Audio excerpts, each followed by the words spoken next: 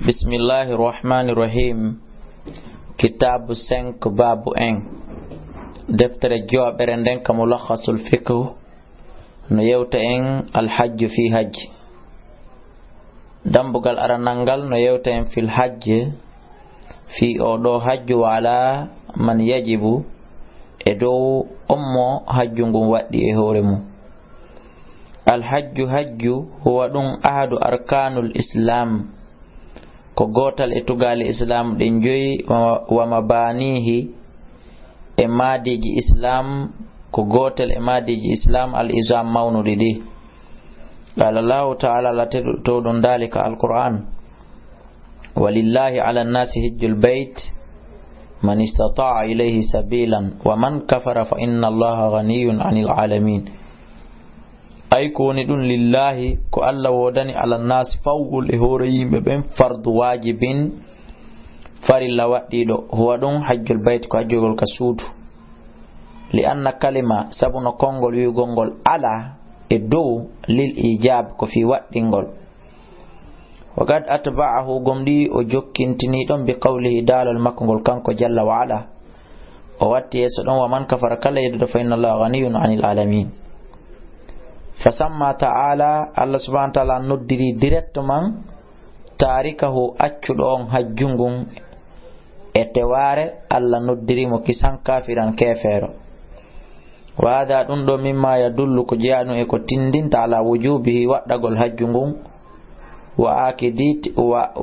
akidiyati e ko tentinta hajjungun. Faman lam yataqid kala mo fiɓali wujubahu waɗɗagol hajju on ko farilla fa huwa kafirun, haray on ko kefero bil ijma'i wondude e fottanegol ko alda e jo e jaka. Wa qala ta'ala Allah subhanahu wa ta'ala on dalani li khalilihi njatigi makko alayhi salam annabi Ibrahim,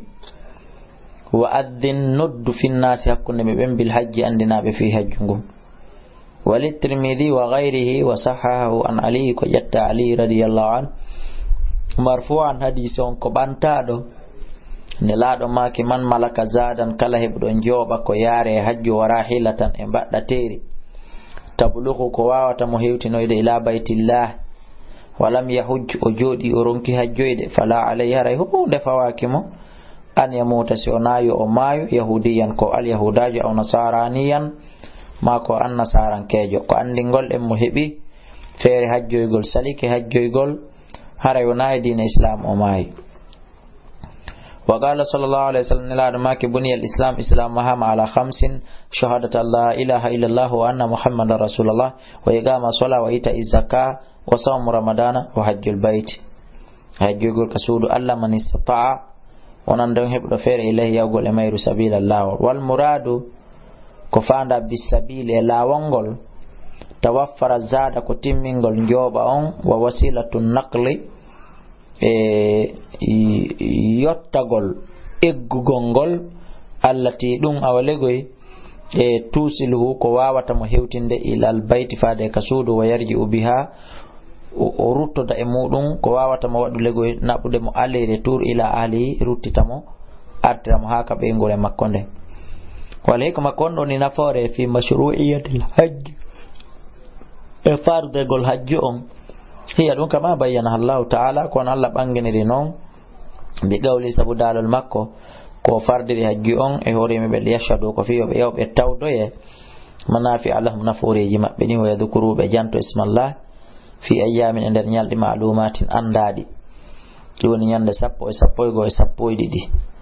donkin ala ma razaqahum e dow ko arsikiɓe comme min bahimatil an'am immorde tew nemoraɗi ɗin ila qawli haka o dal ɗon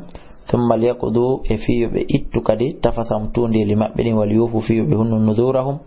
wal yattawafu bil baytil atiq. Fal manfa'a nafoore nde min al hajji ka hajju tarji'u no rutto lil ibada wonande dewal ngal wala tarji'u hino ruttano lil ibadi jiyaɓe ɓen nafoore nden ko jiyaɓe ɓen woni ko ruttanto wala tarji'u wona ko ruttanto ila Allah ta'ala. Allah mara nafoore ko hajjete lernaw sabu kanko Allah ganiyun ko yondiniɗo anil alamin ay tagore nden fof. Falaysa bi latanake mo kanko Allah hajatun haajo mara haajo ila al hujjaji faade hajjiyankoɓe kama yahtaju wono haton jiniri المخلوق تغاببن إلى من يقصده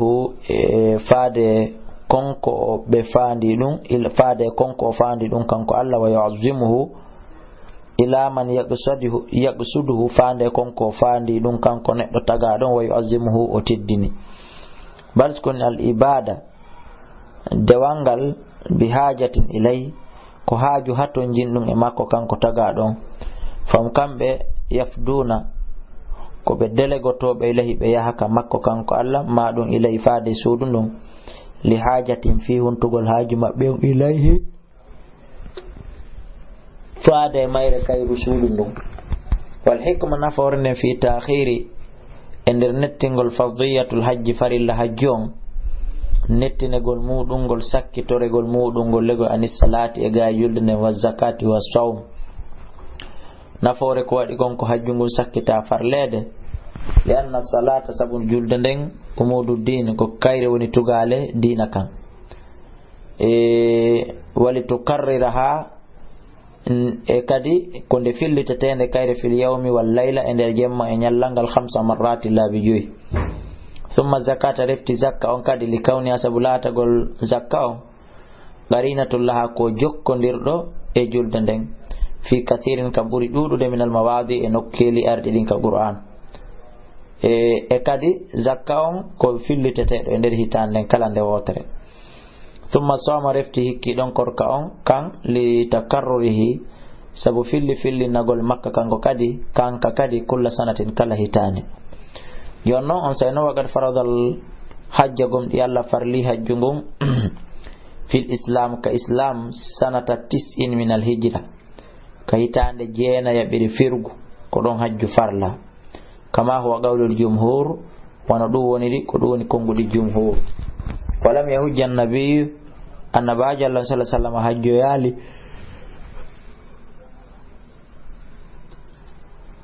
illa hajjatan wahidatan siwana hajju wotu hiya dum hajjatul wada ko hajju sakki turungu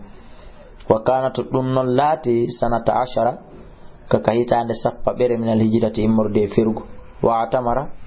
o wadi umra kanko ne laado sallallahu alaihi wasallam arba umarin umuraje nay mo wadde umra laabi nay wal maqsudu ko fanda min al hajji immorde hajju wal umrata umraun ibadatullahi ko rewgol Allah fil baqai e nokkure Allah tinden amara Allah nde Allah yamiri bi ibadati rewgol mo fiya e mudum qala sallallahu alaihi wasallam ne la Allah maki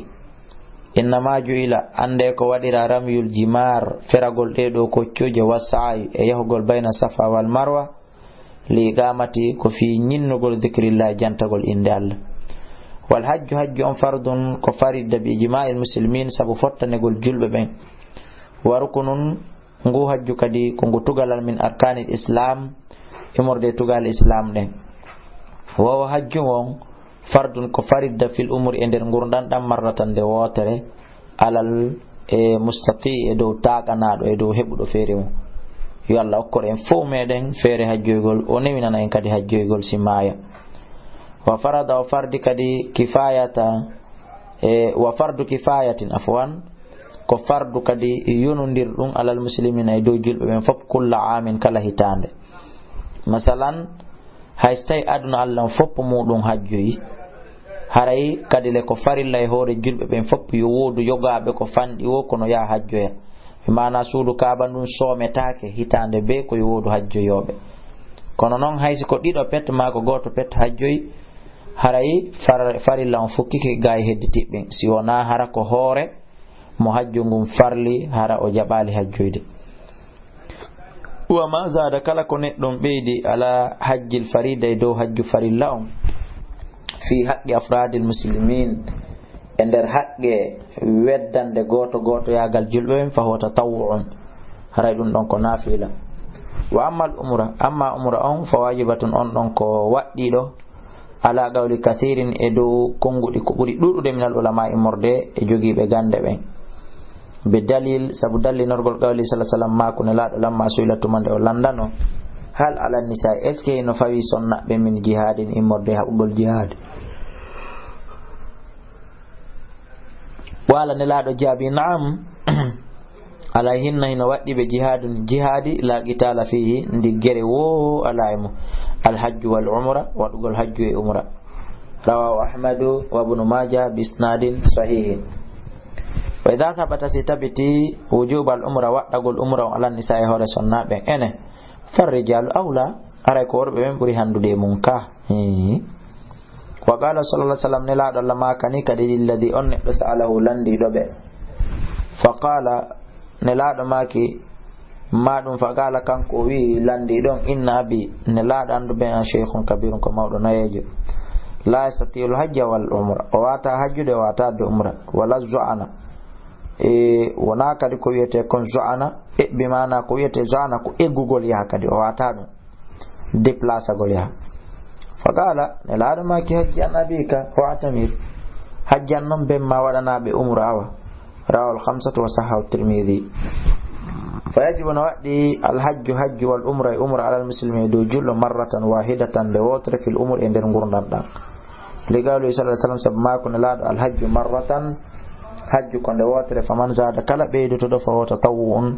هريدون دوان تنيم نافلة. رواه أحمد وغيره. kono non dey waddagol umra on dum don wona ko fottana jungo jomiraɓe gande ben ko tabiti kon ko hajju ngun waddi amma umra on ko sunna ko don ko buri tabutude. wa fi sahih muslim arika sellunde imam muslim wa ghairi e ko ina don an abi hurairah ta ko jatta ba hurairah radhiyallahu an marfu'an edition ko wada marfu kan laado maki ayuhan nas qad farada alaykum gumdi fardama mon al hajju hajju ngun fa hujju hajje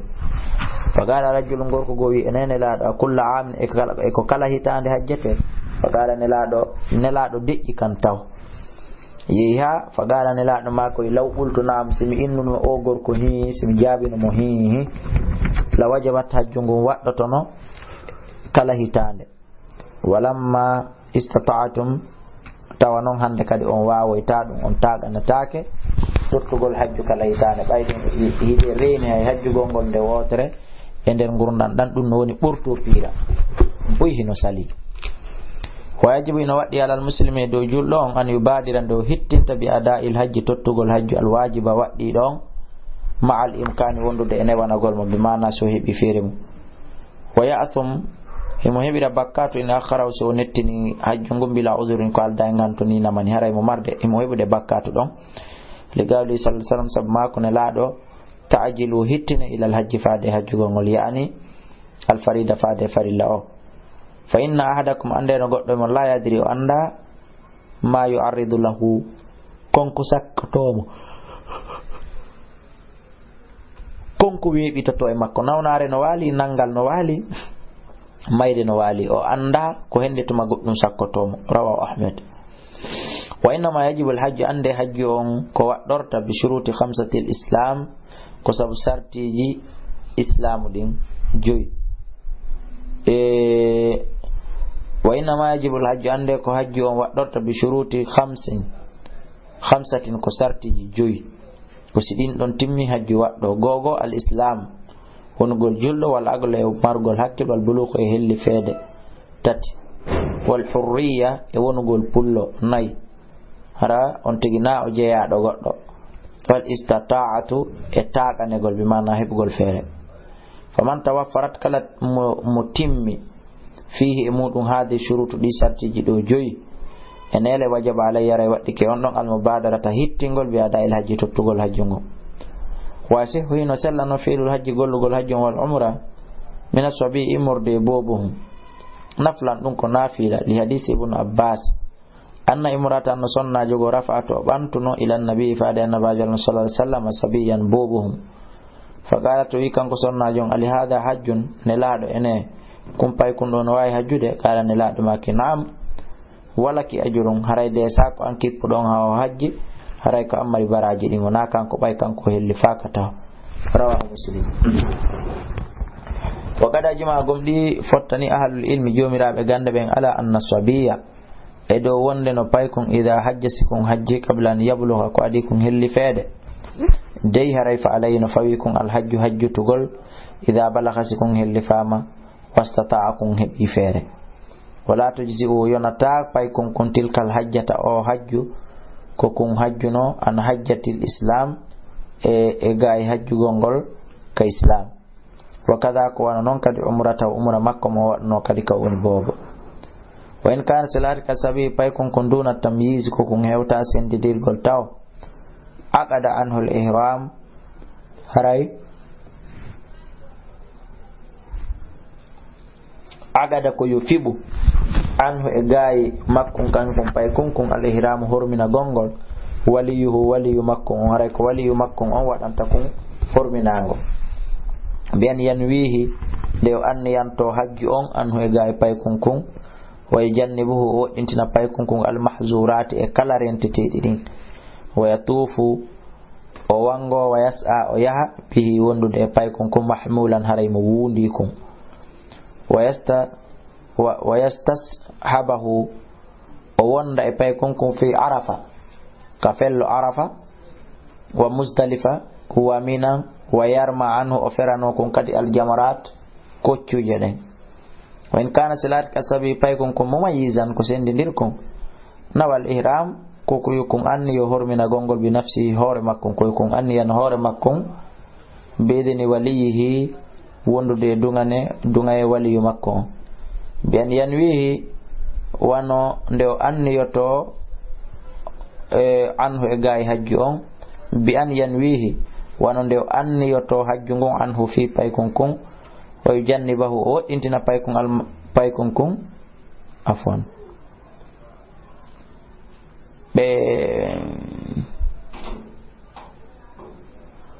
yidditat en mi yilditike dow yaafo ɗon arten ka bindu mboɗe hun wa in kana salat ka sabi pay kun mumayyizan ko sendidir kun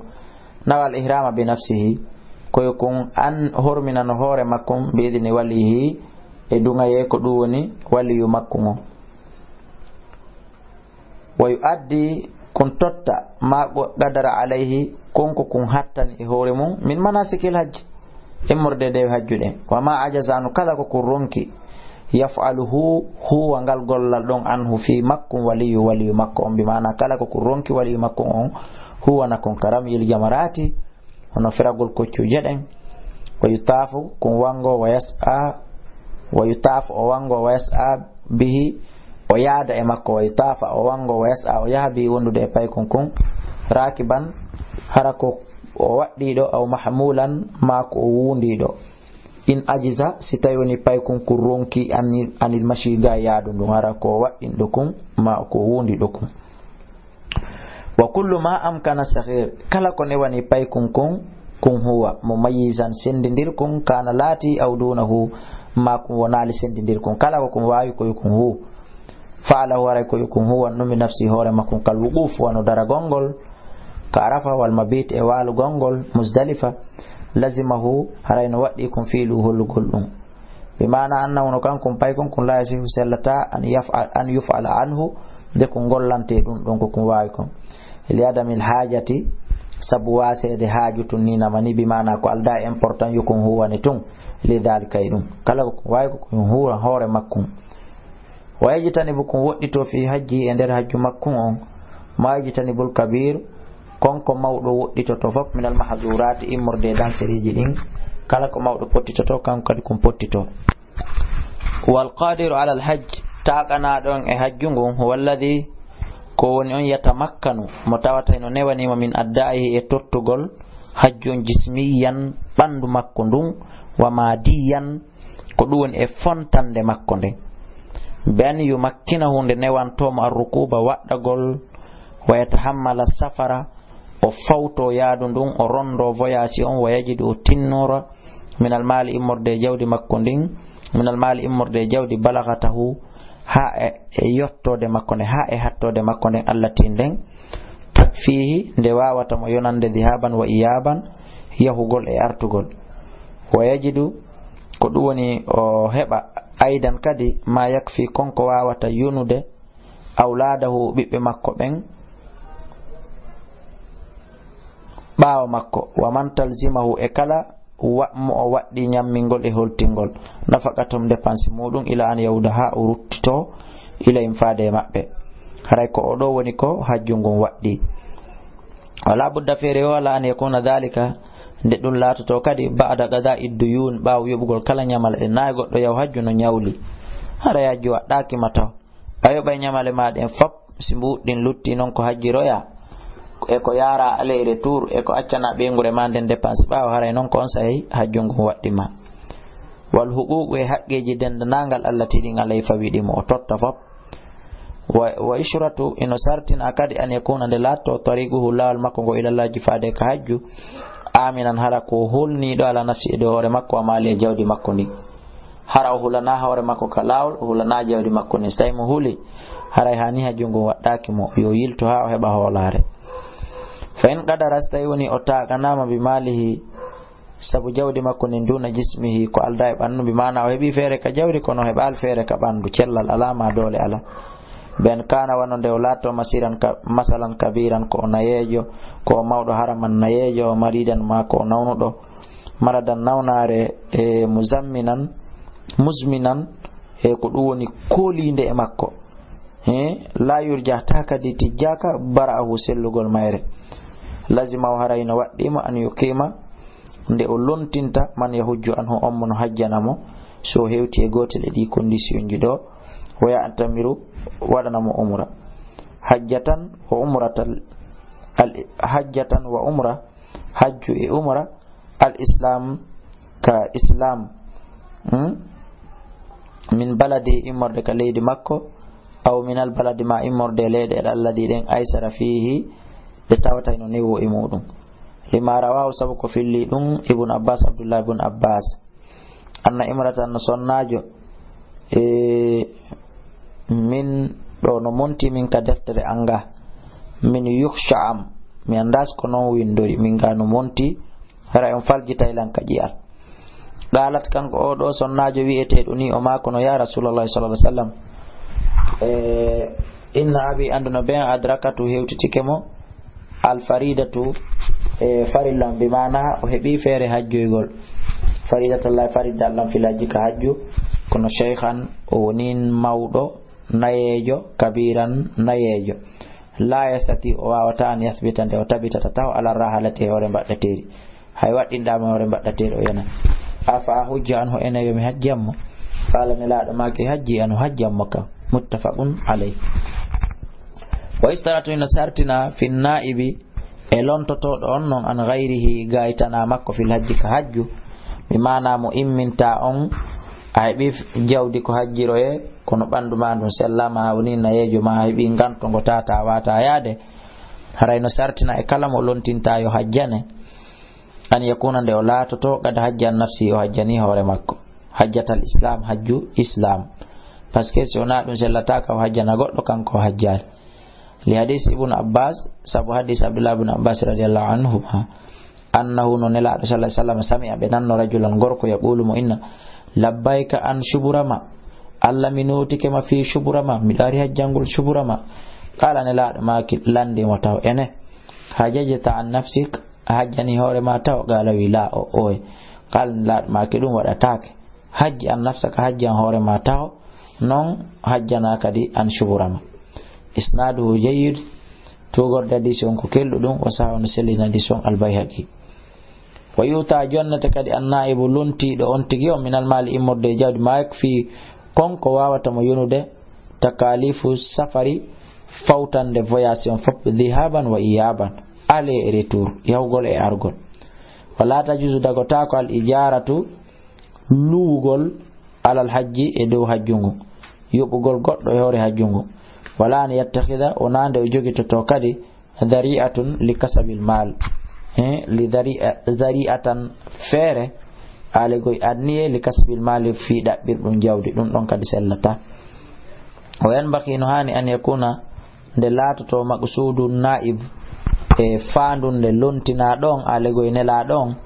nafu akhihi ko fi nafugol musidɗo makko al muslima julɗo on sellataka yoɓamo fi yo hajjane ko ya jonnumo tum fere makko on aller retour e kala fere dépensewil ko watte kon ko ya jonnumon amma wigol jaɓu ɗum ɗo mi yoɓima haray ɗum ɗon hana wa an yahujja e nde o hajju e tabi baytillahi haram ko suudu Allah teddundo